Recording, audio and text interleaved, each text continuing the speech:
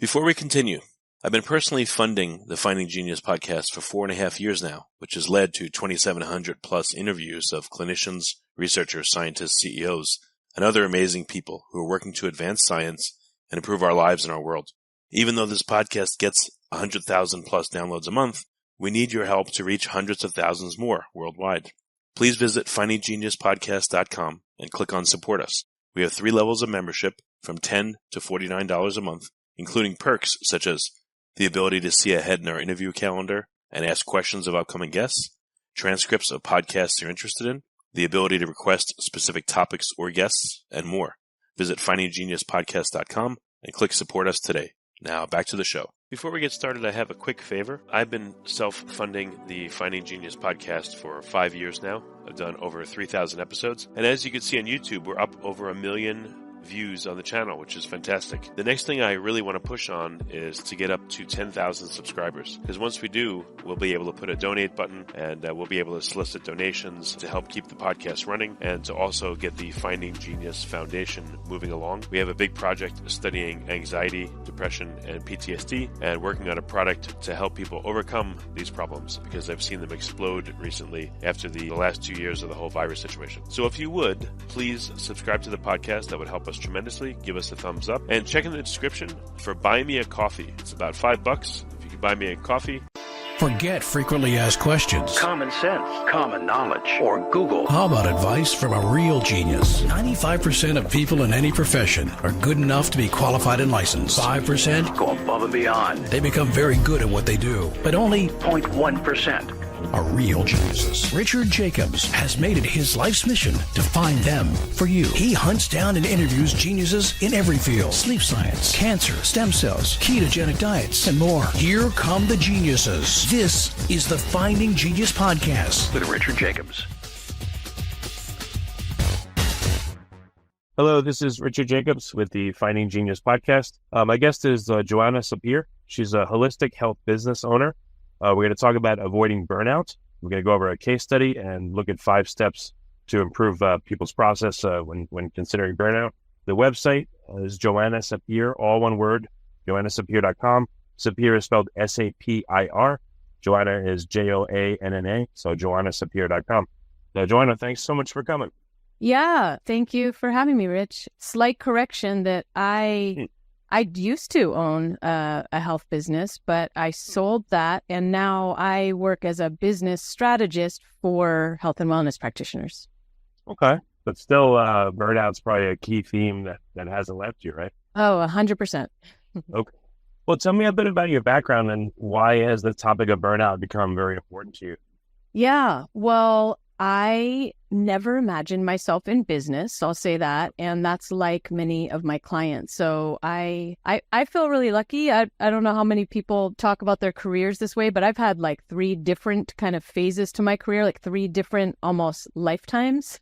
And my original calling way back coming out of college was to teaching, to being a teacher. And I still consider myself a teacher, but I was a high school classroom teacher for years and got into curriculum design. I was teaching teachers. That was my career path. And so a bunch of things happened in my life where some shifts happened, some changes were made. I left the classroom and I almost accidentally, just very organically started my first business without ever like thinking I'm going into business or I want to be an entrepreneur, nothing like that. And what that business was a brick and mortar strength and conditioning business. It was a gym, and so I had no background in business whatsoever. I had been a high school teacher and a teacher educator for all those years and found myself running a business, and the business took off. People started showing up. I had to be there every day. It was just me. I had no systems or processes in place. I did everything and wore all the hats. And within the first year, I found myself one day in the emergency room with a variety of very strange symptoms that I was really concerned about that seemed pretty serious to me. And the doctor... Really? What happened?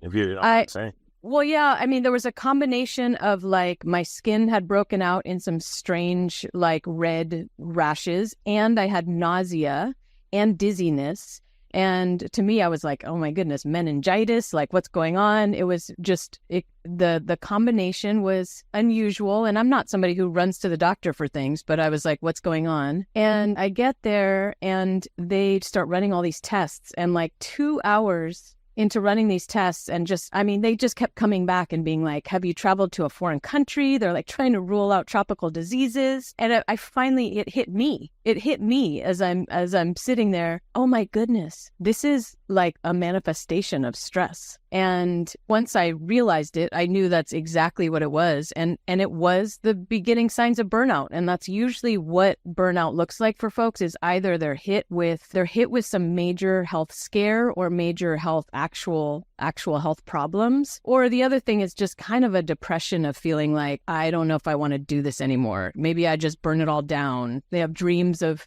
just working at a bookstore instead of having their own business, And so I had hit that point. And so, for me, it was my wake up call. And it was so early in the business that I realized, I need to actually learn how to run this business. I need to learn how this goes. This has got to be possible. So I set about to learn that. So fast forward 10 years, I grew that business to be able to run without me, and was profitable and sustainable. And I sold it and knew that what I wanted to do was help specifically health and wellness practitioners, folks like acupuncturists and body workers, et cetera, run more profitable, more sustainable businesses, because these are folks who, just like I did, almost they end up in business without any business background whatsoever, and without ever thinking like, I'm starting a business. Instead, they have a skill and a gift that they want to bring to others in health and in healing. And so you just kind of hang your shingle and you go for it. You know how to work with clients, you know how to do the practice, the modality, but nobody's ever taught my folks the business side of things. And so burnout happens pretty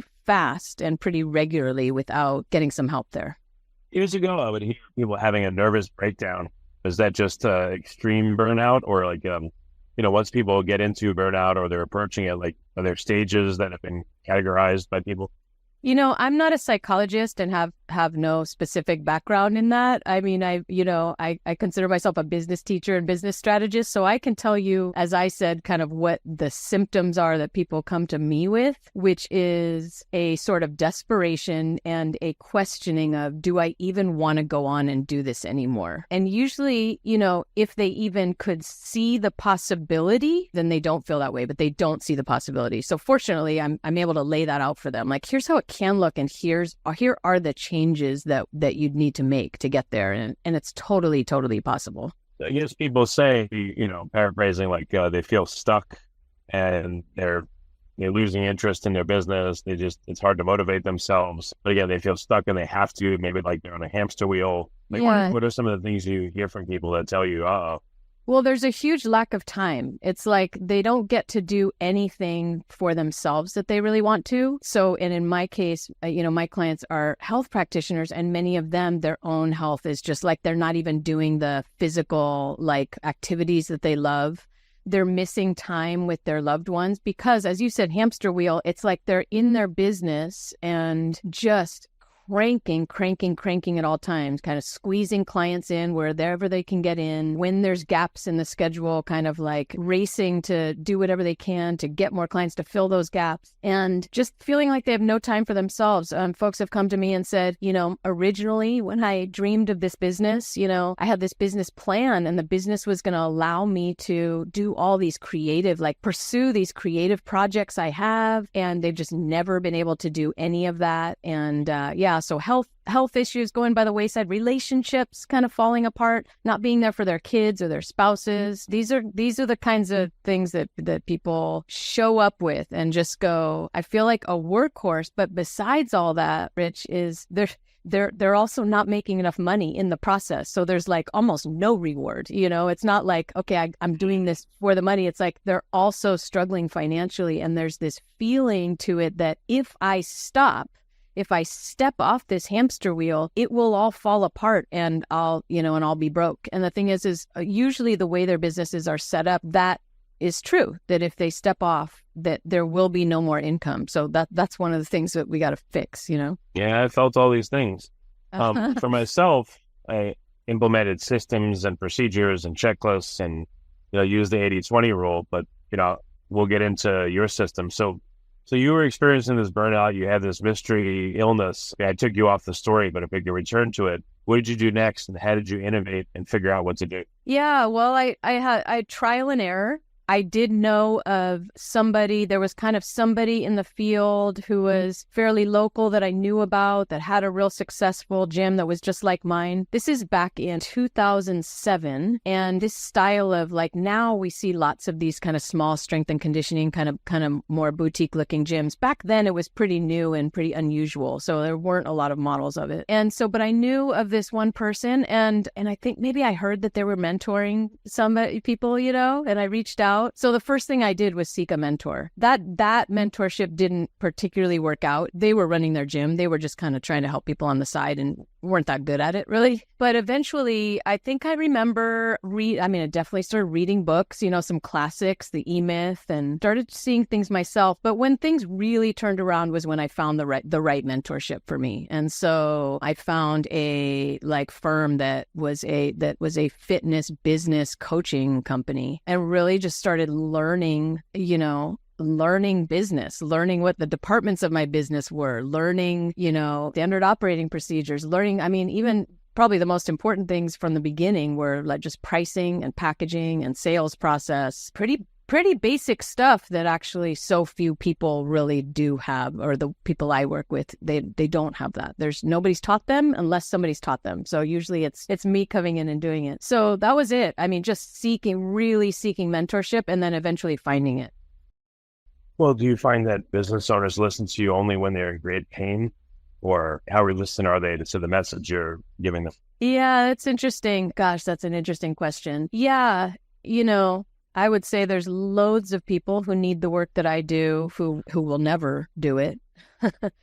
So the people who end up kind of coming forward are inspired at the feel. They know they have a feeling, and then they may have heard me speak somewhere, really kind of describing some of the details, and they're inspired to make it different. They're inspired for something different. They see the possibility of something different. There are folks who are really struggling financially. I got to say, usually that's not who usually in my marketing that I'm calling out to anyway, because that sort of like desperation for doing better can be really challenging to work with. But when people understand that there is a new path possible and they're suffering from some of the symptoms I've talked about, that's when they start reaching out to me, So what is the protocol when you first start working with someone? What does it look like? Once they're actually a client, or just like from the moment there's some contact? Oh, yeah, once they're a client, what kind of things do you take clients through typically, in what order, or, what's some of the basics of your system? Yeah. So I run, at this point, I have a very systematized program that I run folks through. And so we begin with what I consider these foundations that, again, they don't usually have. And so one of the first ones is the least sexy. I sure don't even talk about it much in my marketing because it's not something that people think they need or think will make any difference to their business. And yet it does. But it's establishing what I would call their core ideology, their company purpose and their core values and what this is about. Like, why are they doing this and what do they stand for? I consider that pretty foundational. It's like the sort of North Star that's going to help them make decisions in the future. Like, why are you here, and what is this meant to be achieving? What impact is this meant to be, having? So we start with that, and then we go into some stuff that probably to you is going to sound really basic, but everybody's got to do it. And even people with really advanced businesses, you come back and you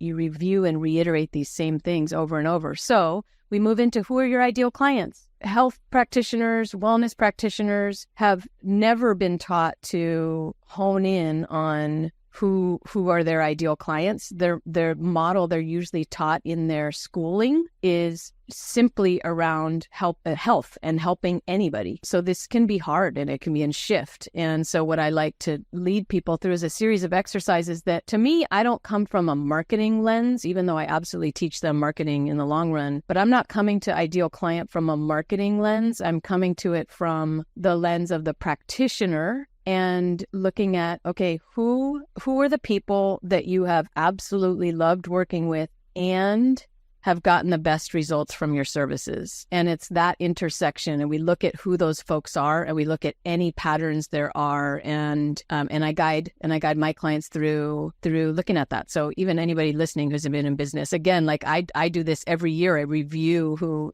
my ideal client is and my ideal client avatars, and it's based on real people. So that's the next thing we do. And from there, we build programs and packages. And so this is probably my program, since you're asking. It's called the Business Revolution Academy for Wellness Practitioners. And the revolutionary part is that in the wellness industry, like Rich, I don't know if you see anyone like an acupuncturist or a massage therapist or a physical therapist or anybody like that. The standard in wellness services is you buy a session. That's what you do. You book a session. Sometimes, depending on the service, you might buy a pack of sessions, which usually is only positioned as, well, if you buy a pack, you get a discount. What I encourage and help practitioners do is actually create programs and treatment plans for their clients that are completely based on getting those clients the very best results possible. So, you have an injury and you go see a body worker, that body worker they're barely doing anything in one session. It's never going to be one session that it like fixes the problem and addresses the root cause, and it's never going to come back. There's a whole process that happens there. And so I help practitioners package their services into plans that actually carry somebody, for example, if there's an injury like that, through that practitioner's process of addressing the root cause of the injury and really solving the problem, which never is a single session, like I said, and never even is. It's not an arbitrary pack of sessions. It actually is some kind of container that has a cadence to it. Maybe it's 9 weeks and the client comes in, or the patient comes in once a week. And then there's a particular process even in those sessions that they're doing. So I'm talking a lot. You just interrupt me if I need to stop. That's the next piece we do, and then the next piece after that, and I'll stop after that is a sales system. Another thing that wellness practitioners don't have. And so by sales system, I'm talking about a repeatable and predictable process that converts your leads into clients, so that you have like data and numbers, and in the process of that, you're filtering people out. Now that you know your ideal clients as well, you're filtering out the wrong fit clients and kindly referring them elsewhere. You're only bringing in the ideal clients for you and enrolling them in these programs and treatment plans. And that by itself, without ever adding any more marketing or anything like that, already cuts down on, like, drastically on a practitioner's work time and increases their income and gives them predictability and stability that they never had before. Just those pieces that I talked about. What do you mean? What does? How does it cut down on their workload, their instability? Yeah. So if previously a practitioner is selling session by session, then the whole hamster wheel is just like, I got to book all these sessions, and all of their income is based on not simply booking the sessions, but people showing up for them. And a huge complaint in wellness is no-shows and cancellations. And so they're not getting paid if people are booking sessions and not showing up. And then not only that, when the people are not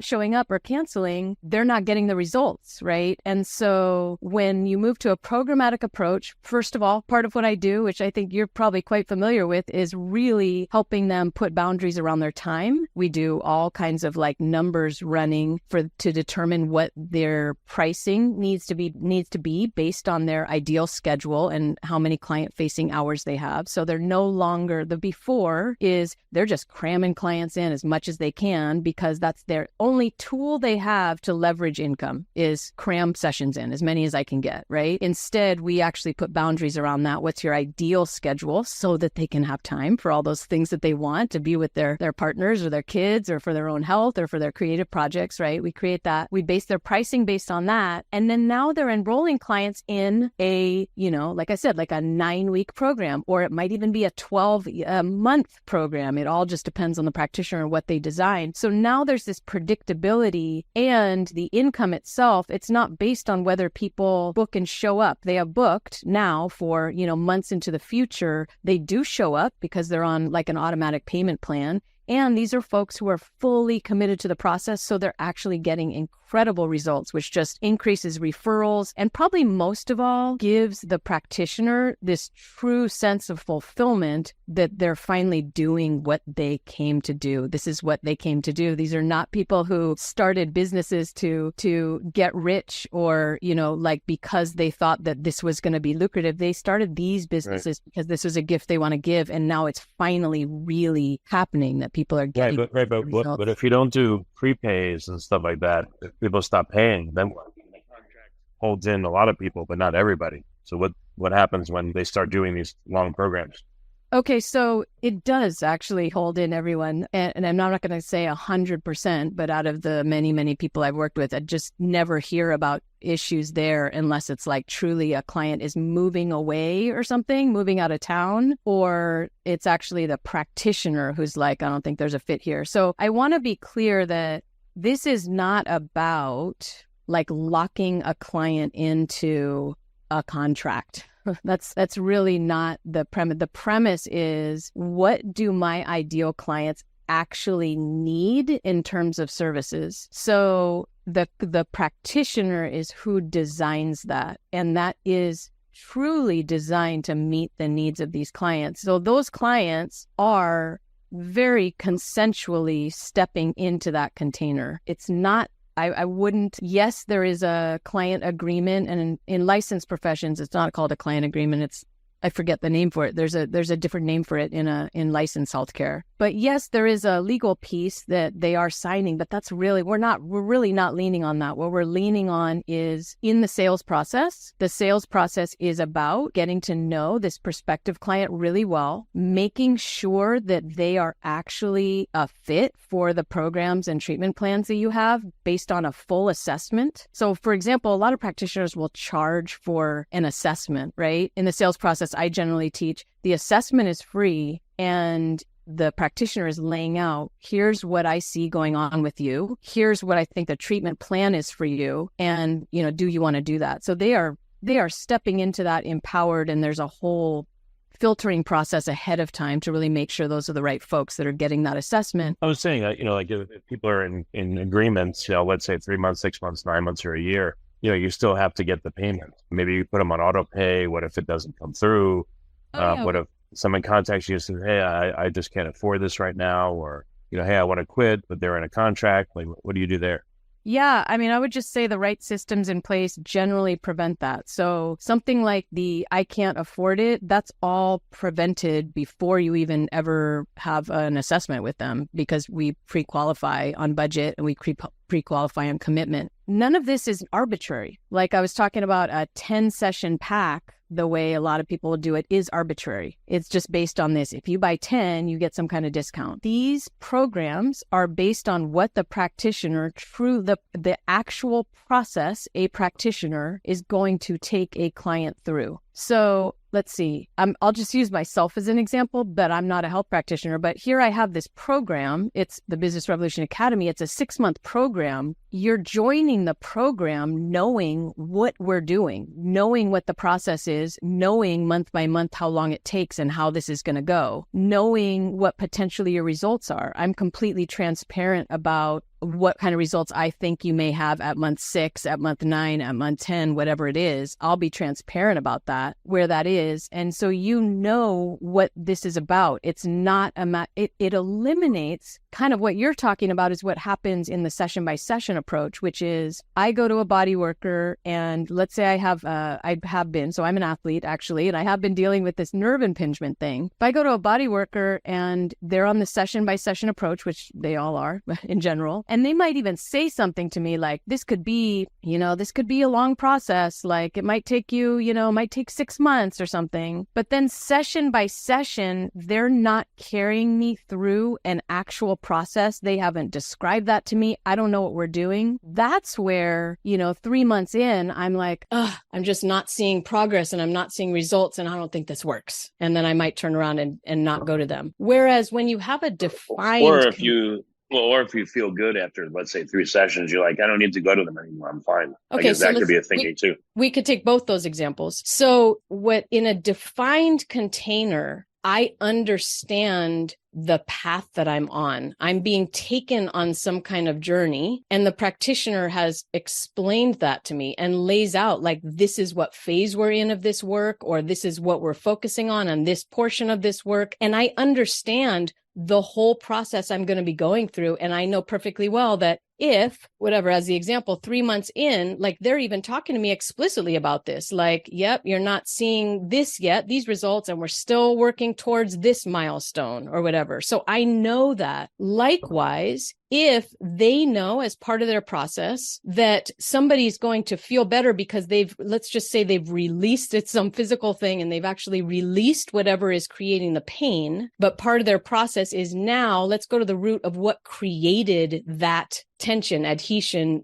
whatever it was, movement patterns. They're explaining to me, like, now we're going into the phase to address like what caused that in the first place so that it prevents it and you're not coming back with this same thing. And so I understand that process as I'm going through it. Now, it sounds like you're asking me those questions from kind of the client side of things, like some maybe resistance around getting like, I'm doing air quotes, locked into a contract. Again, I want to be really clear. That's not what this is about at all. I mean, it's amazing the success stories that practitioners have with their clients around this. But what practitioners do often ask me is what you just asked, which is, what if I'm wrong and it takes less time or more time and then I thought it was going to. And a key piece of this is just full transparency the whole time, that as the practitioner, you get to share with the client exactly where they're at. But again, in the process I teach anyway, practitioners have a framework. So they're still showing you where you're at in the framework and in the process. And if, something went better than planned, cool, the great. And you want to release them, like you've gone through everything that you need to go, done. That's you as a practitioner get to say, we're not there. Or if you called it wrong and you realize that they're responding really minimally and slowly to the work that you're doing that you thought was going to be faster, you say the same thing to them. Hey, this is where we're at. I thought we would have been, at this point, and it's moving really slowly. So I want to let you know it's probably going to take longer than we initially thought. So by keeping people apprised of the path ahead and the steps that they're going to go through, you get a lot more compliance, less resistance, less missed appointments, et cetera, right? Oh, 100%. And what I find is that probably like a lot of the folks listening, these are like super smart, super educated practitioners who like, you think of an acupuncturist, it's like Chinese medicine is like, the meridians and the 5 elements and all these pieces. They know all this stuff and they generally don't realize that their own clients, that they're not translating that work very well. So that is part of a skill set they have to develop, is learning how to explain the process to their clients in a way that they will understand. And yes, that's a key piece of it. What are some things that people do right or misunderstand about the system and misapply it? So you have to correct them or help them? I think that if there's people who hear about what I teach, like I have a podcast and stuff, if there's people who hear about what I teach and they're trying to apply it themselves, I don't know what kind of mistakes they're making. There could be a lot. As far as when folks are actually working with me, there's some things that there's just some things as I'm teaching them pieces of this process that I have to kind of shift to the frame of mind. And one of them is around sales and what sales is. There's this feeling that anybody who runs their own business and is financially dependent on it can get, of this eagerness of, I just want the client. And when I'm teaching the sales process I teach, I have to do a bit of teaching around like, we're going to get really zen and have non-attachment to the results here. And this is very different than how sales is taught elsewhere, right? So traditional sales training is ABC, all about closing, right? And that is what sometimes is a reframe I have to make, is like, no, we're not all about closing here. We're all about best fit clients who are going to get great results, will be committed to the process. And so your sales process is about determining, is this one of these perfect fit clients, and you sure don't need to be trying to get anyone in. You're looking for the right people for you, those ideal clients for you. Well, I'm sure there's a fear of, well, if I have this criteria, what if there's a client that mostly fits, but I don't take them on and they would be a good client, I don't get that money, et cetera. Oh, so much fear. Yeah, so much fear. And when it comes to that, it's like, I'm sure you would agree. It's like you have to make the mistakes too. You got to do the trial and error. You got to experience like letting someone in that you kind of felt like a few red flags about. And then later you're like, oh, see, I knew those red flags were there. Now I know better for next time to actually say no. And, somebody seems like right in a lot of ways, but not so much in others. You might get somebody that like really needs one aspect of what you provide, but this other aspect of what you provide is really important to your services they don't need. You get to choose and you get to experiment with that and see how it goes. And again, I really think full transparency of telling that prospective client, like, here's one aspect of what I can help you with, but I don't think you need this other thing that I do, or this other thing is, not the right fit for you or whatever, or you need something else that I don't provide. And so there could be somebody who's just a much better fit for you all around. Well, what are some other common fears or reservations people have about working with you? Just the commitment level, fears of working with me, the commitment level of, kind of going all in on their business. I think some people just have never really done that. It's like they're kind of, I've been a single parent and sole income for the last 20 years. And so my businesses have had to provide for me. Not everybody's in that position. And I think that actually makes a big difference when there is like a partner or spouse or some kind of other income. Sometimes people are not forced into really going all in. So there's fear around that. I mean, I just had a brand new client that just started so they did take the step and it's a big commitment, I think, to work with me. And so they did take that big step already. So that's huge. But they said right off the bat, they were like, I am scared of making more money. That is scary to me. That's some deep stuff. We different people have different money things, but I think everyone's got some money stuff, There's scarcity and not enoughness. And then there's fear of too much and what that might do, especially in health and wellness, where people feel like they're givers and they feel like they're not in it for the money. They can feel guilty about, taking money from others for something that they want to give freely. Those are some hangups that can be barriers. Okay, well, it makes sense. But there are certain professions that have a much harder time with this, like your acupuncturists, they do well with it, but physical therapists don't, or personal trainers, have the hardest time, et cetera. Well, so when it comes to body workers, which is sort of a blanket term for anybody doing like physical and manual therapies, included in body workers would be massage therapists. And I'd say, so I have had very successful clients who are body workers who are focused on pain and injury and really consider their services therapeutic and a form of therapy. But a lot of massage therapists, came through schools and the model that they see out in the world of massage therapy is just, well, it's always session by session and can often where they get their starts is in a spa setting, which is just all about just kind of a one-time relaxing massage. Those folks, I don't get many of those folks because it's just way too scary and out of the box for them to think of stepping into leadership what everything that I've talked about is really about a practitioner stepping into leadership, not only of their business, but also of their clients' health. And it means they're like directing their clients and teaching their clients what they actually need rather than saying, so what would you like today? Which is what massage therapists are taught to do, right? Do you want deep tissue or just a sweetest massage today? Like, how are you feeling today? That's how they're taught versus what's going on with your body. And here's what I recommend for you. So massage therapists, rarely, they have to have been in business a while and be really inspired around, I really want more purpose and I really want to be working with folks in order to get them particular results. Yeah. Okay. What about chiropractors? Just the thought crossed my mind. Because they always tell you, you come in, they're like, all right, you should come see me 3 times a week for the next month, and then 2, and then 1. But they don't really, they kind of explain. Maybe they explain better than other professions or not. What's your experience?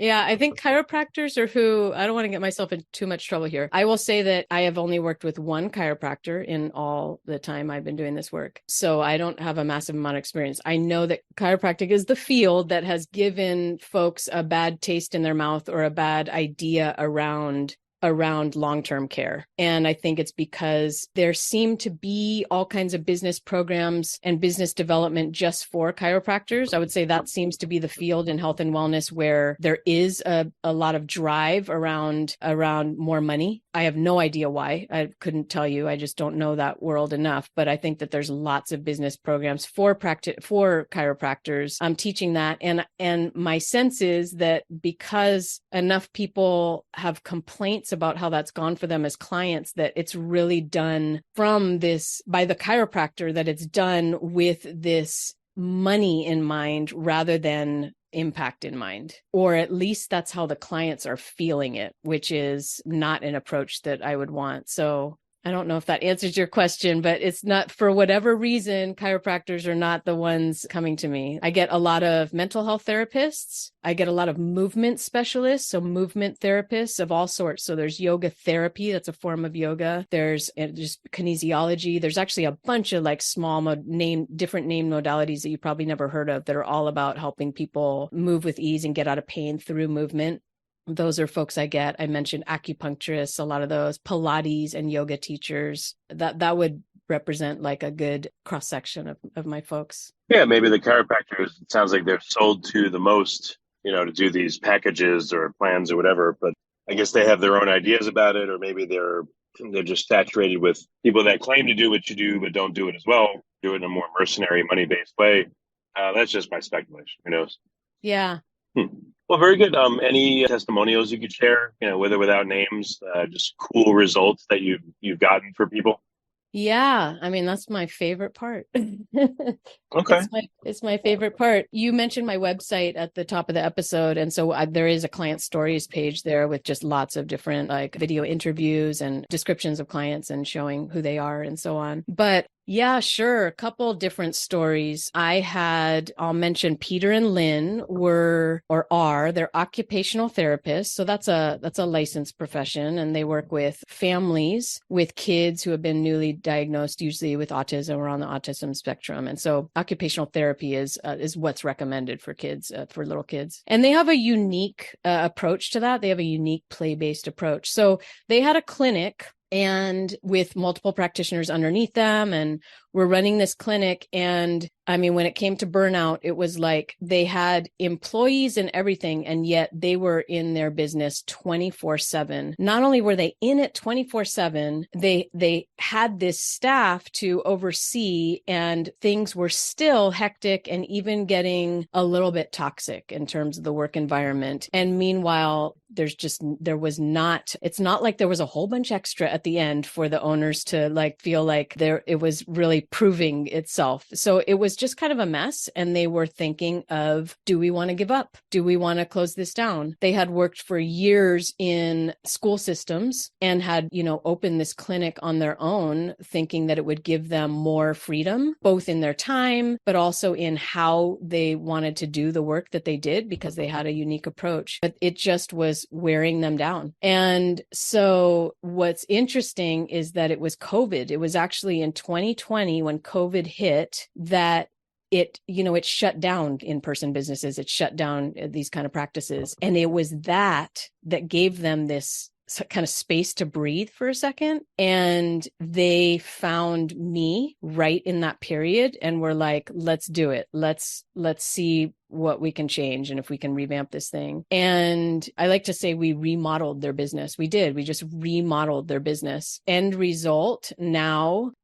sustainable income, higher income. They say they got their life back. They say they got their business back. Like it had felt like a runaway train. And now, I mean, one of the most amazing results, I sure don't promise weight loss as part of my business results, but Peter lost 75 pounds. I have check-in calls with him every now and then, and I barely recognize him. And it's because he finally had time to take care of his health, Cool. I mean, yeah, he had just been slammed. So, and they just had their first vacation actually for the first time in all these years, and the business kept going without them, So that's just a beautiful story of an advanced stage business already scaled and everything that was off the rails, had gone off the rails, and just fixing it, bringing it back on.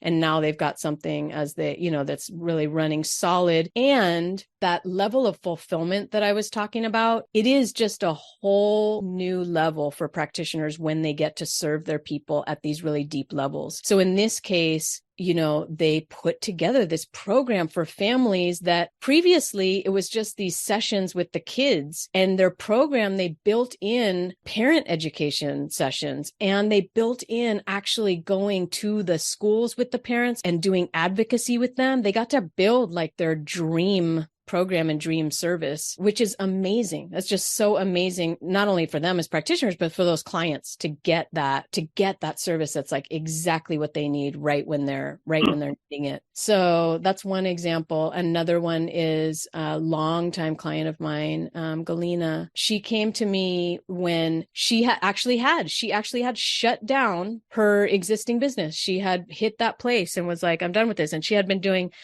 working out of an in-home studio, a studio in her home, and she had been doing movement therapy and somatic touch therapy for people with chronic pain. And I mean, she had just been working like 40 client-facing hours a week, which is just nuts, honestly, and just was still financially struggling. And she shut it all down. And she had this vision. She was like, she used to run these retreats. She had been running these retreats once a year that was a different format. And it was specifically for people who were struggling with eating behaviors, eating disorders. And she just loved that retreat time. And so she kind of was like, is there some way to make a business around this? And she came to me and we started building it. So this was a case of a very experienced practitioner, but starting almost a brand new business in some ways. And she now, years later, she quadrupled her income from previously. She now has a team running her program. She's published a book. I mean, she just rocking and having an incredible impact on a larger number of people with fewer hours and greater income. It's just beautiful. Okay.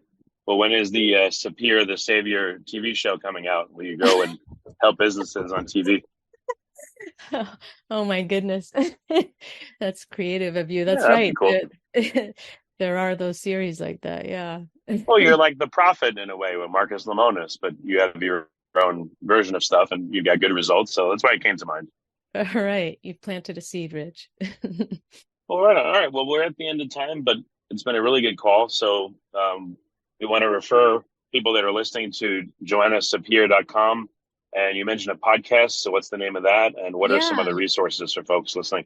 Yeah. Yes, I have a podcast. It's called The Business Revolution for Practitioners with Joanna Sapir. Should be easy to find, especially if you just plug my name in, or The Business Revolution for Practitioners. And then on my website, I actually have quite a few free resources. If there happens to be any wellness practitioners listening who would like to learn my whole framework a lot more in depth and kind of some of the pieces of it, there are several free trainings available there. Well, excellent. Joanna, thank you so much for coming on the podcast. I really appreciate it. Thanks so much for having me. If you like this podcast, please click the link in the description to subscribe and review us on iTunes. You've been listening to the Finding Genius podcast with Richard Jacobs. If you like what you hear, be sure to review and subscribe to the Finding Genius podcast on iTunes or wherever you listen to podcasts. And want to be smarter than everybody else? Become a premium member at findinggeniuspodcast.com. This podcast is for information only. No advice of any kind is being given. Any action you take or don't take as a result of listening is your sole responsibility. Consult professionals when advice is needed.